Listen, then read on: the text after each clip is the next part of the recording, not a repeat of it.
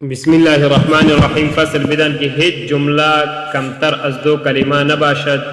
لفظا چون ضرب زید و زید قائم، یا تقدیرا چون اضرب که انت درو مستتر است. په تیر سبق کې علامه صاحب د مرکب من صرف وضاحت وکړو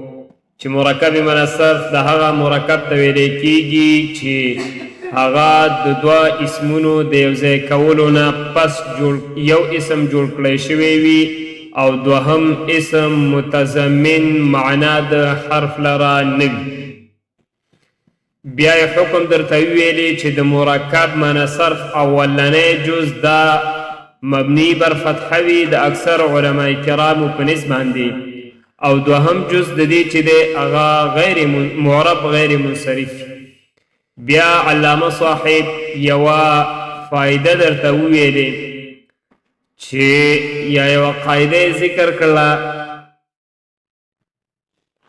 چې دا مرکب غیر مفید دا همیشه لپاره جز د جملې واقع کیږي،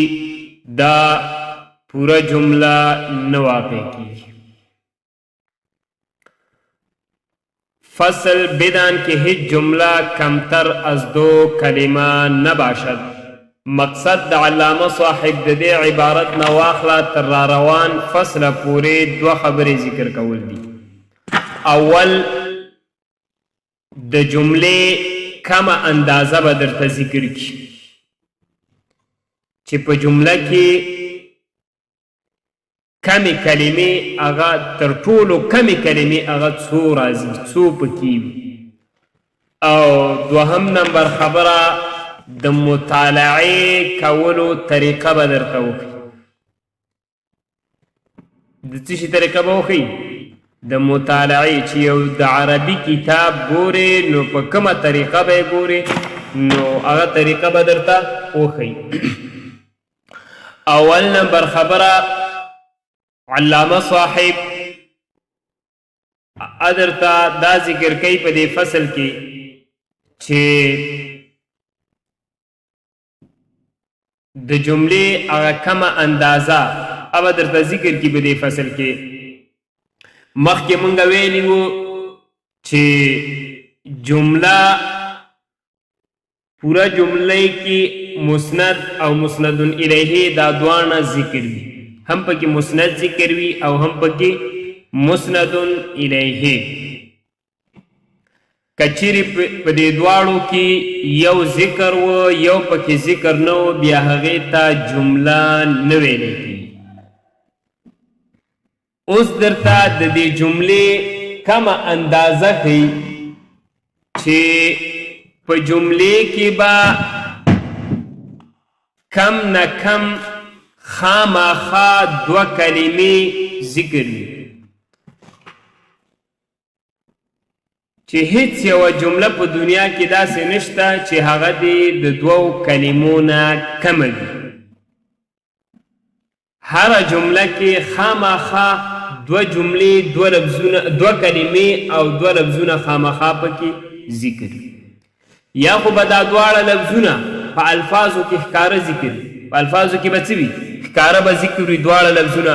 یو به مسند واقع کېږي او بل مسند الیه. یا چې دی که الفاظو کې دواړه ښکاره ذکر نه وي بیا به یو څه شی وي؟ تقدیري وي، یو به مقدر وي یو به پټ وي، یو به څه شی وي؟ مقدر وي. دا د جملې کمه اندازه ده چې په هره جمله کې به کم از کم څو کلمې ذکر وي؟ دوه کلمې. هیڅ داسې په دنیا کې یوه جمله نشته چې هغه دې د دوو کلمو نه کمه وي. هغې ته د جمله ویلی کېږي او د څو کلمو نه دې کمه وي؟ د دوو کلمو نه. چې جمله ورته ویلی کېږي نو خامخا په هغې کې به څو کلمې وي؟ دوه کلمې دوه لفظونه به وي. خو یا به دا دواړه لفظونه په الفاظو کې ذکر وي. په څه شي کې به ذکر وي؟ په الفاظو کې به ذکر وي. لکه ضربه زید، ضربه دا یوه کلمه ده، زید دا بله کلمه ده. دواړه کلمې په الفاظو کې څه شی دي؟ ذکر دي. دا د جملې هغه کمه اندازه ده چې دې نه کمه جمله نه راځي چې یوه جمله دې وي هغې کې چې د دوو کلمو نه کم وي یا چې دی په دې الفاظو کې به په دې جمله کې به یو لفظ ښکاره ذکر وي په الفاظو کې به ذکر وي یوه کلمه خو بله کلمه به په الفاظو کې ذکر نه وي هغه به څه وي مقدر وي هغه به څنګه وي مقدر یوه کلمه به په الفاظو کې څه وي ذکر وي او بله کلمه به په الفاظو کې ذکر نه وي هغه به بلکې څه وي مقدر وي پټه به وي د هغې مثال دی لکه اضرب د اضرب معنا مونږ څنګه کوو ته ووهه اوس د وهلو معنا خو د اضرب شوه دا د ته معنا مونږ څه کوو دا د انت ضمیر کوو چې دا په دې اضرب کې مستتر دی په اضرب کې څه شی دی مستتر نو دا هم چې دی دوه جملې دي دوه کلمې دي یوه کلمه اضرب ده دوهمه کلمه څه شی ده انت ده خو دا انت په الفاظو کې ښکاره ذکر نه ده بلکې دا څه شی ده مقدره ده په دې اول نمبر خبره پوه شو چې علامه صاحب فرمایي چې په دنیا کې هیڅ داسې یوه جمله نشته دی چې هغه دې د دوه کلمو څخه څه وي کمه وي د دوه کلمو څخه دې څه وي کمه وي نو خامخا دوه کلمې دوه لفظونه به پکې څه وي په جمله کې ذکر وي دا کمه اندازه ده خو دغه دواړه الفاظ به یا دا دواړه کلمې به یا په الفاظو کې ښکاره ذکر وي یا به په الفاظو کې څه وي ښکاره دواړه ذکر وي نو دې ته بیا لفظن ویلی کېږي یا چې دی په دې دواړو کلمو کې یو به ښکاره ذکر وي او بل به څه شی وي مقدر وي او پټ به وي نو دې ته بیا څه ویلی کېږي تقدیرا او په یو جمله کې دا خو د جملې کم اندازه وه چې دوه کلمې به پکې ذکر وي او زیاتو کلمو لري حد نشته دی زیاتو کلمو لري څه نشته اندازه او حد نشته بعضې جملې به په هغې کې به دوه کلمې وي بعضې به درې وي بعضې څلور بعضې لس بعضې شل داسې پسې څه کېږي ورځي زیاتېږي خو د زیاتوالي د کلمو لره په جمله کې هیڅ حد او اندازه نشته دی ګورې فصل دا فصل دی بیدان کې دا اول نمبر خبره درته ذکر کوي چې د جملې کمه اندازه چې په جملې کې تر ټولو د جملې تر ټولو کمه اندازه هغه دا ده چې په هغې کې به خامخا دوه کلمې وي خامخا به پکې څو کلمې د دوو نه به کم نه وي که د دوو نه کم هغه ته بیا جمله نشي ویلی کېږي نه ویلی کېږي بیدان پوه شه طالب جانه کې هیڅ جمله چې هیڅ یوه جمله کمتر از دو کلمه کما د دوو کلمو څخه نه باشد نه وي هیڅ جمله هیڅ یوه جمله به کمتر کما از دو کلمه نه باشد د دوو کلمو څخه نه وي کمتر څه ته ویلی کېږي کمه په دې تخته لیکلی شوي دي ځکه ورته ګوري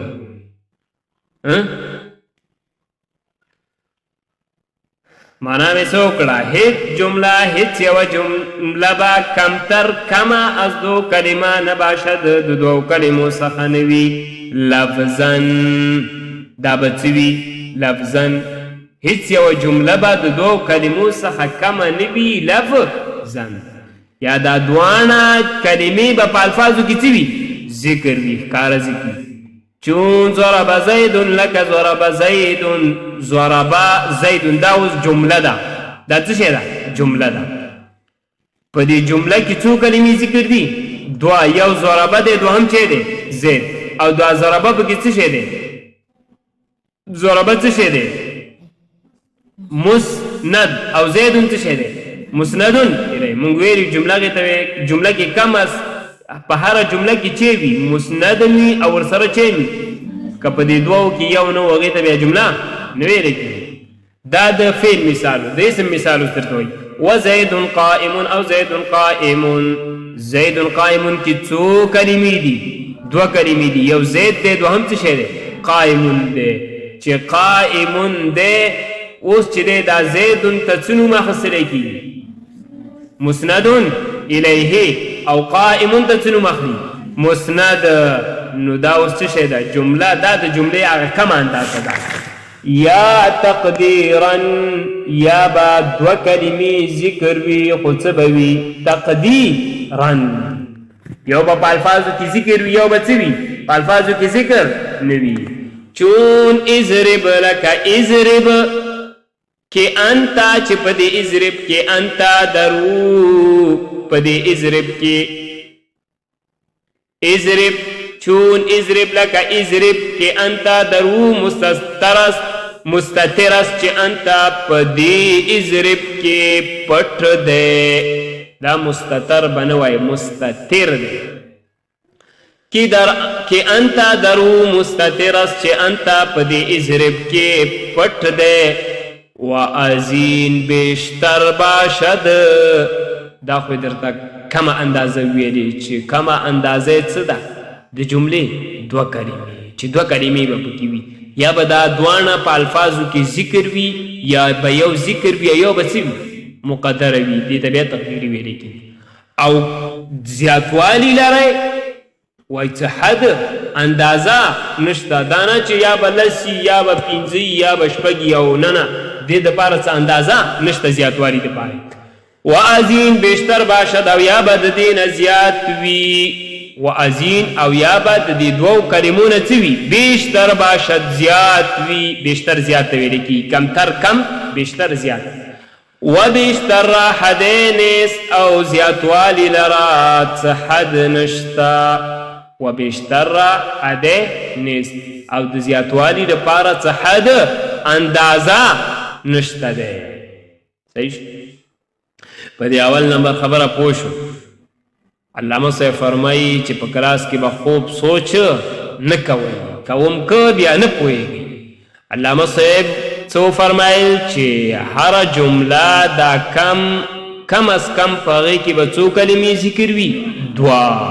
یا به دا دواړه په الفاظو کې ښکاره ذکر وي، نو دې ته بیا څه ویلی کېږي؟ لفظا. یا به یو په الفاظو کې ذکر وي، یو به ذکر نه وي، مقدره به وي، پټه به وي یو کلمه، نو بیا دې ته څه ویلی کېږي؟ تقدیرا. خو د دې دوو کلمو نه به جمله کمه نه وي، ځکه چې یو بیا مسند واقع شي او بل څه واقع شي؟ مسند له. که دې نه کم بیا یو به مسند واقع شي، بل مسند له واقع کېږي نه. یا دوهم نمبر خبره څه وه چې د څه شي طریقه به درته وښیي؟ د مطالعې کولو طریقه به درته وښیي، یا د عربی کتاب د عبارت کتلو، د عربی کتاب د کتلو طریقه به درته وښیي. نو دا دوهم نمبر خبره علامه صاحب په دې عبارت سره ذکر کوي چې بدان کې چون کلمات جمله بسیار باشد. علامه صاحب خو مخکې ویلي چې په یو جمله کې د زیاتو کلمو لپاره څه اندازه نشته. څه نشته دی؟ اندازه نشته. اوس یوه جمله ده په هغې کې زیاتې کلمې ذکر دي. څه ذکر دي؟ کلمې پکې زیاتې ذکر دي. نو اوس دغه عبارت چې موږ ګورو، دا جمله ګورو، په کومه طریقه به ګورو؟ یا یو عربي کتاب دی، دا به په کومه طریقه ګورو دغه عبارت؟ نو علامه صاحب د دې طریقه درته کوي. علامه صاحب فرمایي چې اول به تاسې په دې عبارت کې او جمله کې اسم، فعل او حرف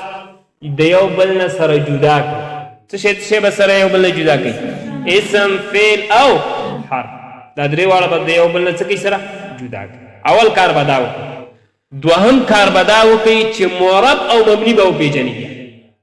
څه به پکې وګورئ؟ بیا معرب او مبني، چې اوس کومه یوه کلمه معرب ده او کومه کلمه څه شی ده؟ مبني. که معرب وه دغې کلمې آخر بدلیږي، را بدلي، یا به بیا بدلوئ را بدلوئ. که مبني وه نو آخر به بیا نه بدلوئ، همیشه دپاره ما یو حالت کې. دوهم نمبر کې به دا کار وکړئ چې چی به وګورئ پکې؟ معرب او مبني. په دریم نمبر کې علامه صاحب وایي په دې عبارت او جمله کې به دا کار وکړئ چې عامل او معمول به پکې وګورئ. څه شی به پکې وګورئ؟ عامل.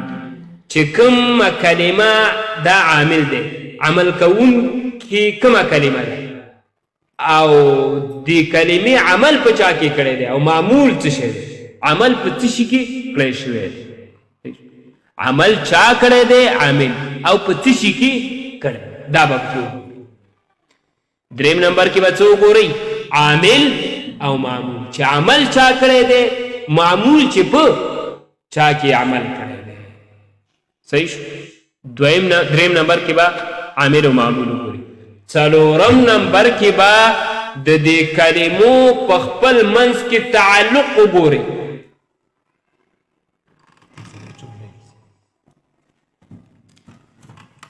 دریم نمبر کې به څه وګورئ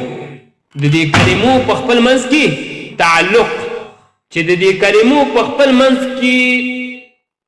د څه شي تعلق دی د فعل فاعل دی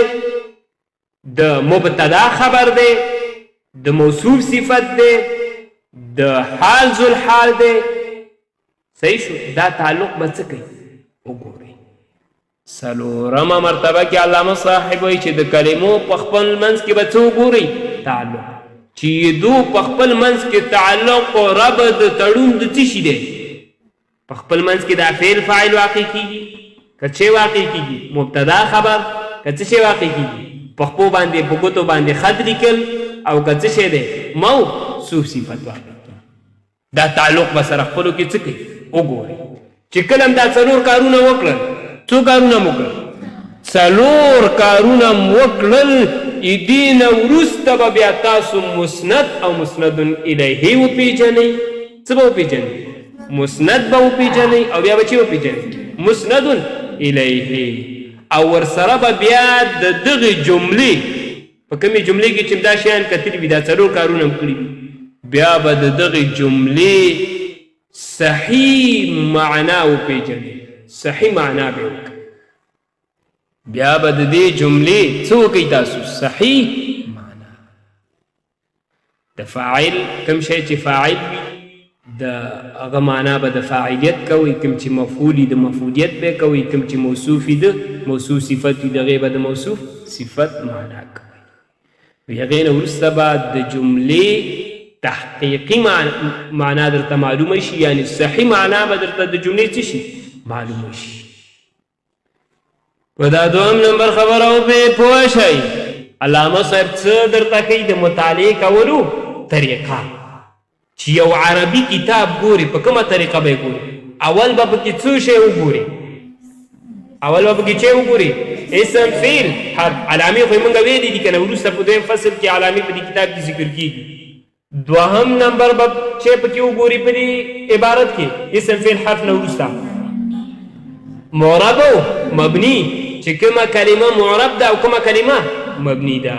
چې دا دې وپېژندل د معرب آخر بیا بدلیږي را بدلیږي دا خو درته پته ده او د مبني آخر چې دی هغه نه بدلیږي را بدلیږي هغه نه تښتي را تښتي پوه شوې هغه په یو ځای وي تښتي را تښتي چې هغو ته خلک تښتېدلې ښځې وایي پوه شوې نو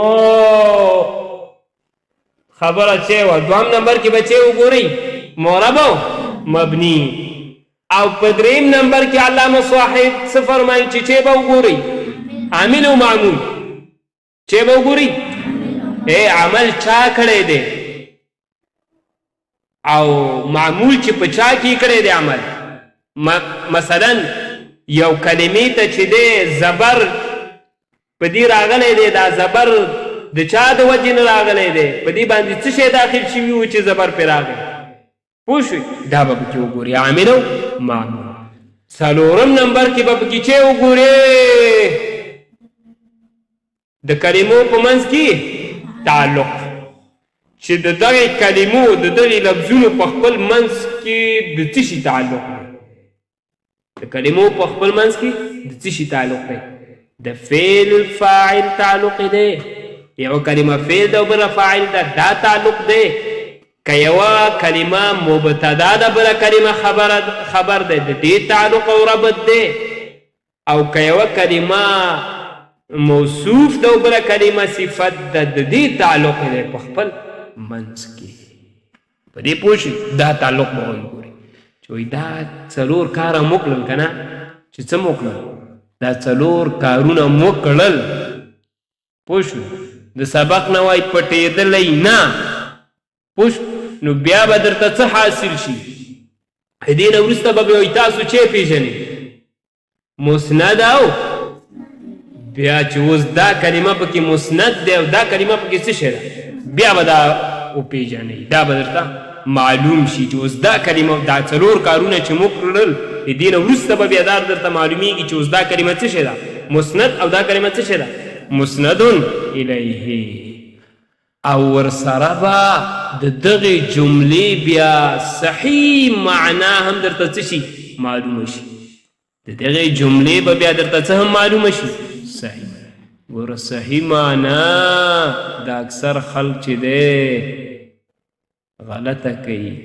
دا بعضې خلک ډېرې غټې غټې دعوې کوي چې مونږ قرآن داسې وایو دا زمونږ پیشه ده او دا دی ودې هغه خلک هم غلطه کوي څوک چې غټې غټې دعوې کوي بس دا خو زمونږ کار دی او دا زمونږ داسې دی او د قرآن ته خدمت مونږ کړی دی او دا دی ودې هغه هغوی هم چې دی بیا فاعل نه چېرته مفعول جوړوي او چېرته چې دی د مفعول نه فاعل دا صحیح معنا بالا کوي چې څه زده کوي دا شی زده کوي ګورې دې دوهمې خبرې ته بیدان پوهشه طالب جانا که چون چې کله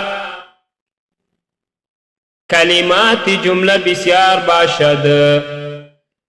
د جملې کلمې زیاتې وي څه شی وي په جمله کې کلمې څه وي زیاتې کله چې په یو جمله کې کلمې زیاتې وي نو څه به کې طریقه اوس درته کوي اول نمبر خبره اسم و فعل و حرف را با یکدیگر تمیز باید کردن اسم و فعل او فعل و حرف او حرف را لرا اسم فعل او حرف لرا با یکدیگر تمیز باید کردن د یو بل نه جدا کول پکار دی با یکدیگر د یو بل څخه تمیز باید کردن جدا کول پکار دی معنا پوه شئ با یکدیگر تمیز باید کردن د یو بل نه جدا کول پکار دی اول به دا کار وکړي چې اسم فعل او حرف د یو بل نه څه کې سره جدا کړي چې کوم اسم دی کوم فعل دی او کوم حرف علانې موږ ویلي او وروسته دویم فصل کې را روان دي دلته چې کوم فصل دی دوهم نمبر کار به څه کې ګوره هغه درته اوس وایي و نظر کردن او غور به وکړي څه به وکړي نظر معنا فکر نظر به وکړي معنا څه به وکړي فکر به وکړي و نظر کردن او بیا به فکر وکړي که معرب است یا مبني چې معرب دی که یا مبني دا کلمه معرب ده او که څه شی دی بیا به په دې کې څه وکړي فکر وکړي سوچ به وکړي و نظر کردن او بیا به سوچ او فکر وکړي که معرب است یا مبني چې دا کلمه معرب ده او که مبني دوهم نمبر خبره وشو دریم نمبر کې به څه کار کې وعامل است یا معمول چې عامل دی او که معمول او وعامل است او عامل دی یا معمول چې دا کلمه اوس عامل ده دا کلمه او که څه شی ده معمول دا به بیا وګورو درې کاره شول څلورم نمبر کار ابه څه کې ابدانه چې تختی به پټیږي به دا کار به نه کې د تختی او د پټېدلو کار به نه کې بلکې څه به کې وباید دانستن که تعلق کلمات به یک دیگر چگونه است وباید دانستن او پیژندل پکار دی وباید دانستن معنا می څه وکړه وباید دانستن او پیژندل پکار دی که تعلق کلمات چې د کلمو تعلق به یک دیگر د یو بل سره د څه سره به یک دیگر د یو بل سره چگونه است څرنګه ده تعلق د فعل فاعل ده تعلق د مبتدا خبر ده پوش دا به دا څلورم نمبر کارو وباید دانستنه او پیژندل پکار دي کې تعلق کلمات چې تعلق د کلماتو باید دیگر دی او بل سره چې ګونه است څرنګه دی تا مسند دا کارونه به ولې وکړي اوس هغه وجه درته وایي چې د دې د وجې نه چې دا کارونه دې وکړل تا ته به څه په لاس درشي هغه درته کوي تا مسند و مسند الیه پیدا کردد تا مسند دې لپاره چې مسند و مسند الیه پیدا گردد او مسند الیه پیدا شی پیدا گردد پیدا شی تا مسند دې لپاره چې مسند و مسند الیه او مسند الیه پیدا گردد پیدا شی یعنی مسند او مسند الیه به بیا څه کې وپېژنې چې دا اوس مسند دی او دا څه شی دی مسند الیه بل به وایي څو کارو شي ومعنی جمله او د جملې معنا او د جملې څه شی معنا بتحقیق معلوم شود په تحقیق سره معلوم شي او د جملې معنا به په څه سره په تحقیق یعنی تحقیق معنا صحیح د جملې صحیح معنا به درته څه شي معلوم شي د جملې صحیح معنا به درته څه شي صحیح شو